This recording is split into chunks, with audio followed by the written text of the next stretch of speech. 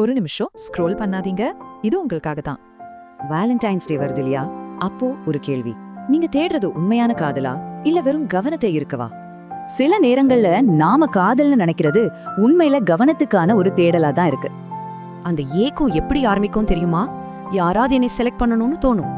அதுக்கப்புறம் யாராவது என்னைய பத்தியே நினைச்சிட்டு இருக்கணும்னு தோணும். கடைசியா என்னைய பத்தி இந்த உலகத்துக்கே பெருமையா சொல்லணும்னு ஒரு ஏக்கம் வரும்.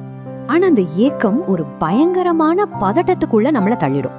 மெசேஜ் லேட் ஆனா டென்ஷன், சண்டை வந்தா சந்தேகம், பெருஞ்சா மன உளைச்சல்.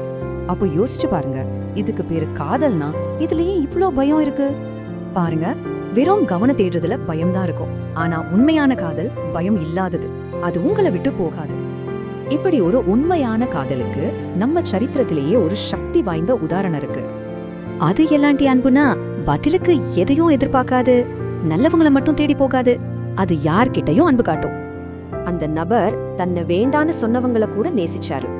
தன்னை ரொம்பவே காயப்படுத்தினவங்கள கூட அவர் மன்னிச்சாரு. தன்னை மதிக்காதவங்களுக்காக தன் உயிரையே கொடுத்தாரு. அவருடைய பெயர் ஜீசஸ்.